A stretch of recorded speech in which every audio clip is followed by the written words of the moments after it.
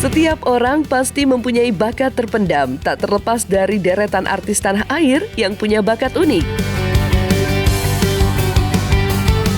Bukan hanya mampu menjadi idola di dunia hiburan, seperti ketika mendalami karakternya dalam bermain peran maupun sampai jago bernyanyi di atas panggung, tapi di antara mereka juga memiliki bakat yang sangat unik. Bahkan berkat bakat natural itulah yang ternyata mampu membuatnya sampai bisa terus bertahan hingga saat ini di panggung dunia hiburan tanah air. Dan berikut deretan selebritis yang punya bakat unik.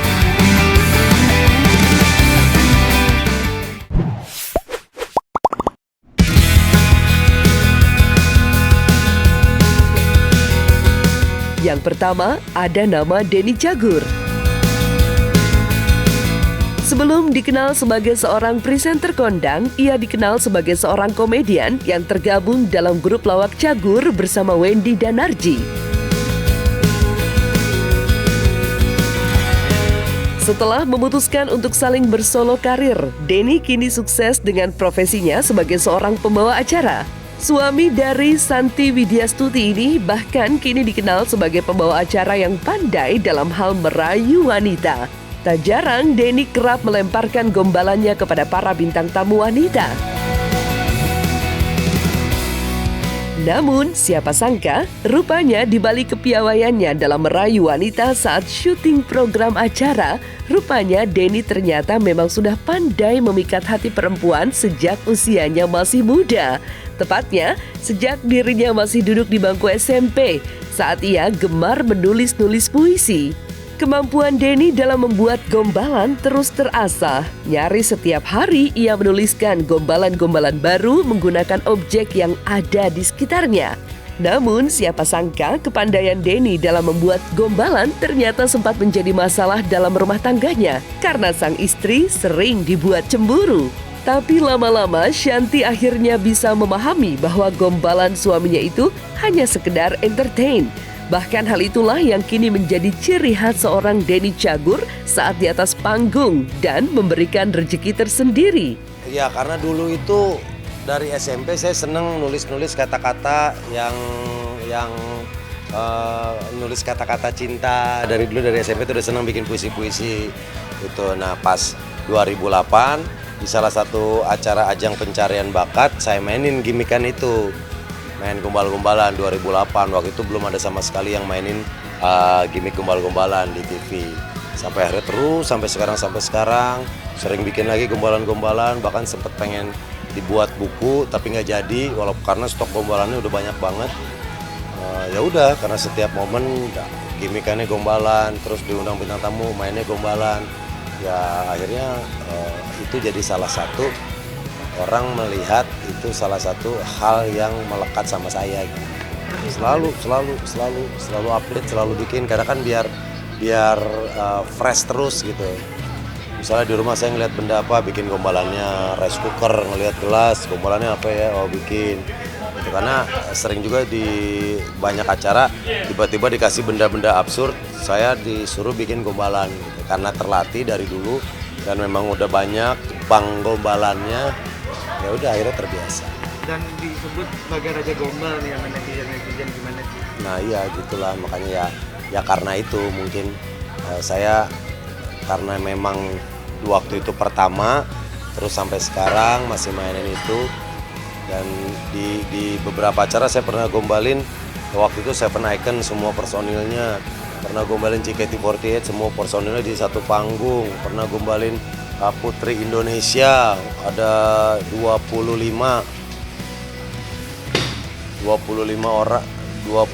orang dengan benda yang mereka sebut gitu. Pernah gombalin Putri Indonesia semuanya pada ngumpul. Ya akhirnya orang mengatakan seperti itu. Udah semua sih. Dulu pengen banget gombalin Mbak Najwa Shihab, alhamdulillah udah kesampaian karena kan tipikal cewek tuh saya harus tahu karakter ceweknya dan gombalan seperti apa yang saya pakai gitu. Tipikal cewek-cewek yang nyablak berarti gombalannya yang nyeleneh. Tipikal cewek-cewek yang yang serius dia bidang apa, kedokteran, berarti saya menggunakan istilah-istilah kedokteran. Kayak Mbak Nana sering berhadapan dengan politisi-politisi, saya menggunakan istilah-istilah politik. Nah gitu, itu yang membedakan. Jadi materi yang saya sampaikan tentang gombalan berhubungan dengan karakter atau image cewek itu, makanya akan selalu relate. Nah itu kan perlu referensi yang banyak, perlu riset agar kita bisa punya materi gombalan sesuai dengan cewek-ceweknya gitu. Ya cemburunya termasuk hal-hal yang kayak gitu ya. Kalau misalkan habis ngelihat dia di TV gombal-gombal kayak gimana, nyampe rumah tukar nomor telepon nggak tuh tadi gitu. Iya, waktu itu sih awal banget, udah lama sih ya. Jadi gua ngajak Santi kalau kasih syuting, jadi biar dia tahu kerjanya kayak gimana. Kalau sebelum gombal-gombalan tuh kita ngobrol, kita briefing, kita bahkan latihan gitu, ntar ngomongnya apa. Jadi dia tahu, oh kerjanya tuh ternyata gitu. Dia tahu sendiri. Rina Nose. Nama artis lain yang memiliki bakat natural yang unik ialah Rina Nose. Iya, Rina Nose dikenal sebagai artis yang sering melakukan impersonate atau menirukan gaya banyak artis dalam menghibur penonton dalam setiap aksinya di atas panggung.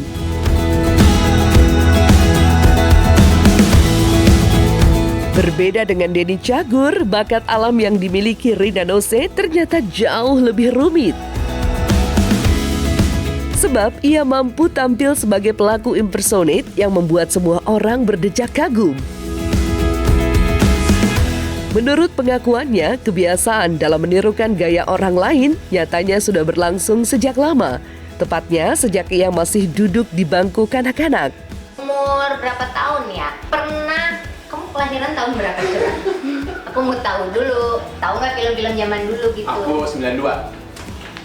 Sepadan nggak? Sepadan nggak? Kayaknya pernah tahu telenovela dulu, zaman telenovela. Tahu. Maria Mercedes. Iya, itu masih. Tuh awalnya gue nonton Maria Mercedes, terus nggak tahu tiba-tiba ngerekam, masih pakai kaset kan dulu, masukin kaset punya bapak gue tuh, masukin ke tape recorder, dan terus gue ngomong-ngomong aja sendiri, dialog-dialog, jadi Maria Mercedes, jadi anak kecil, jadi bapaknya, jadi tetangganya, jadi tokoh siapa-siapa, tiba-tiba aja gitu. Dan gue berubah-ubah suaranya di situ. Mungkin umur 5-6 tahun. 5-6 tahun.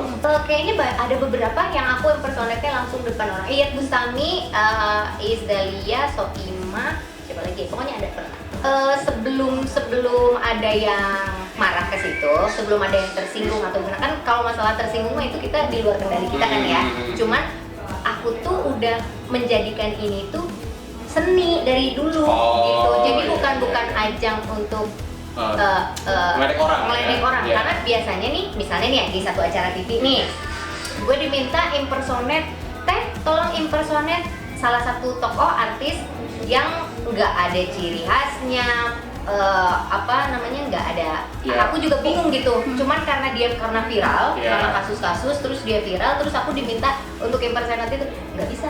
Karena aku impersonate itu karakternya, bukan kasusnya, bukan gosip-gosipnya, bukan itu kan. Kalau itu mah nggak jelas itu apa gitu. Iya. Suka nolak tuh kalau yang gitu-gitu. Tapi kalau misalnya diminta impersonate siapa, nanti aku perhatiin dulu nih. Pasti aku akan perhatiin cara ngomongnya sampai ke apa yang mereka pikirin tuh. Aku harus bisa imajinasiin itu. Najwa Shihab itu favorit banget. Bunda Hetty favorit. Krisdayanti, Syahrini. Banyak ya? Semua ya, hampir semua favorit ya. Syahrini ya. Boleh Syahrini ya. Coba ditanya Syahrini-nya, ditanya ceritanya. Syahrini gimana kabarnya nih? Ya, alhamdulillah ya, aku baik. Iya. Apa kabar sih kamu? Aku baik. Gimana rumah tangga? Udah bisa masak belum sekarang? Kalau wanita Sunda mah ya selalu bisa masak ya. Aku mah emang udah sering masak dari dulu. Karena impersonate itu bukan murni komedi ya. Kalau itu tuh murni seni peran kalau impersonate. Jadi kalau misalnya ada yang bisa di putar balik logikanya, itu akan jadi lucu gitu. Kayak misalnya Najwa Shihab, nggak mungkin dong Najwa Shihab tiba-tiba bersikap aneh atau tiba-tiba guling-guling gitu. Nah kayak waktu aku pernah impersonate Dede Lesti, udah pakai baju baju nikahan kayak gitu. Kan Dede Lesti kan lucu, manja, anggun gitu-gitu, manja-manja gitu. Tiba-tiba aku balik logikanya, aku koprol. Itu jadi komedi gitu. Cuman karena orang tuh biasanya senangnya tuh liatnya kok mirip ya gitu. Karena aku pun kalau ngelihat orang yang impersonate orang lain mirip, seneng gitu. Jadi aku bisa bayangin perasaan, oh pasti senangnya tuh mungkin kayak gitu kali ya. Karena aku juga senang kalau lihat orang bisa impersonate gitu. Opi Kumis. Yang terakhir, artis dengan bakat natural yang cukup unik ialah komedian Opi Kumis. Sebagai komedian yang berasal dari tanah Betawi, Opi Kumis dikenal sangat piawai dalam menyusun kata-kata yang disusun menjadi sebuah pantun. Tak sedikit juga yang memuji keahlian Opi Kumis. Bahkan berkat keahliannya itu, di usianya yang sudah menginjak 66 tahun, Opi Kumis masih terlihat produktif di layar kaca dan mencapai titik tertinggi dalam karirnya. Maka seperti inilah gaya Bang Opi dalam membuat pantun tentang kumisnya yang juga menjadi identitasnya. Sayur kiong dimasak tumis, makannya bulan puase. Itu kalau dicium pakai kumis, 6 bulan masih berasa. Kita pantun sekali lagi. Kismis bukan sembarang kismis, kismis belinya dari Turki. Ini kumis bukan sembarang kumis, ini kumis bawa rezeki.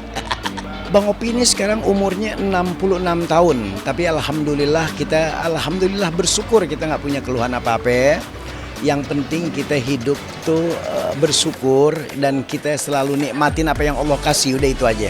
Nggak usah terlalu banyak pikiran yang nggak terlalu banyak suuzon yang nggak.